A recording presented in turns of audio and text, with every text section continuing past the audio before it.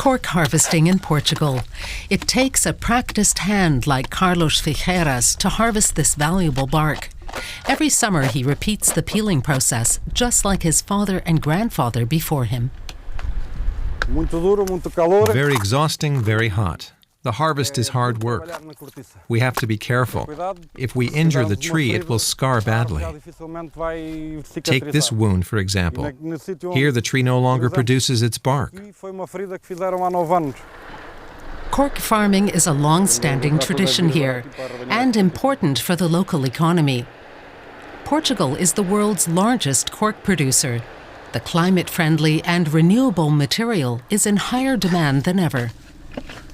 For 60-year-old Antonio José Mateos, scurrying up the trees is no problem at all, even in the 35 degrees Celsius heat. I've been doing this work every summer for 43 years. The season lasts 3 months. I can handle it. It's no trouble for me to be up here. The slow-growing bark can only be harvested every 9 years. Antonio Gonçalves Figueira from the UNAC Forestry Association says that's why the material is so special. When we look to a cork oak, we see it as our past and our future. Our history is here, from all the generations that has made it possible to be here today. In the future, because it protects the soils, it has a lot of biodiversity. The harvested cork bark is sent to factories for further processing. It is heated, pressed, and, as shown here, cut into small slices for champagne corks, millions per day. One of Portugal's cork regions, and one of only a handful in the world, is Corucha. At this exhibition, the versatile material is showcased in all its glory. João Motins explains there's a lot more to cork than corks. The cork is cut directly from the bark. The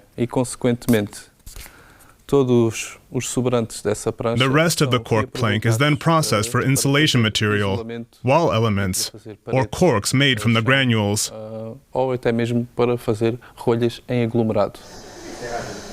At the University of Aveiro, Rui Miguel Novaes is working on sustainable building materials derived from cork.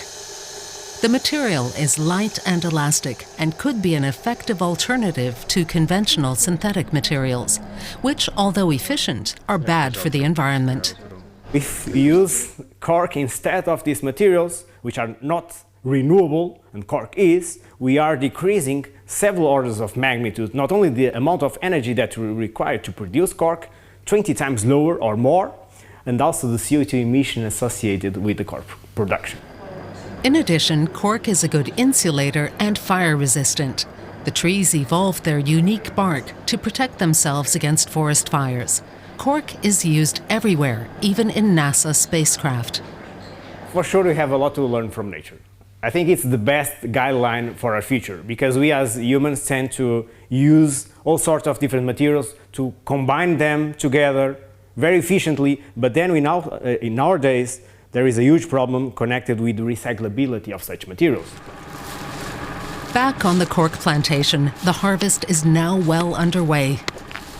But Carlos is worried, as fewer and fewer people are choosing to go into the profession.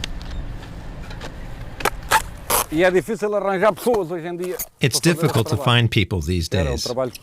I like working here, just like my father before me. So I carry on. It's good for me. Out in the fresh air, not at a desk. Here we have all the freedom we need. Business is booming, but cork production cannot be stepped up indefinitely.